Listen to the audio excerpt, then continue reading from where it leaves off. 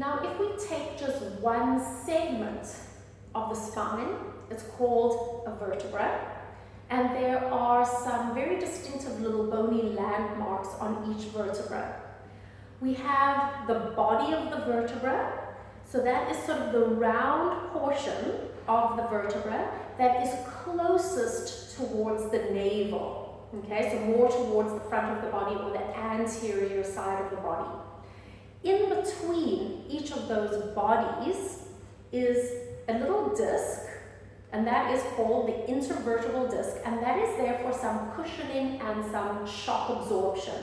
So unfortunately, just due to accidents or poor posture, weak core muscles, you might actually find that you get a little herniation of the disc or a bulging of the disc, and it can be quite painful for a lot of people as well, and that's where yoga, Pilates movement is so important.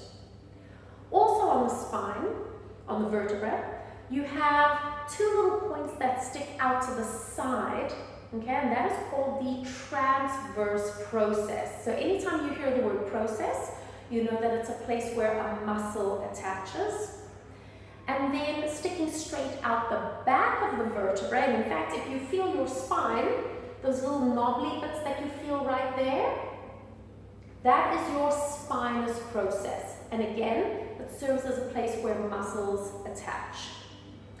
We also have the facet joint, and the facet joint, it almost sits like a little cup in between the transverse process and the spinous process. It's a little cup, and it serves as a place where the one vertebra below can attach to the vertebra above, and it almost acts like a little guide rail, so it limits the range of movement through the spine to some degree, which we need.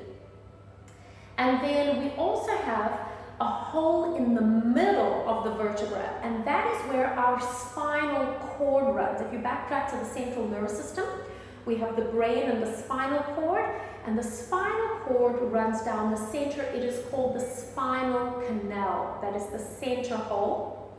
And we also have tiny little openings on the sides in between each of the vertebrae, and that is where the nerves exit and become the peripheral nervous system. And those little openings, those holes, are called the intervertebral foramen. So that's just a little synopsis of each vertebra and what it looks like.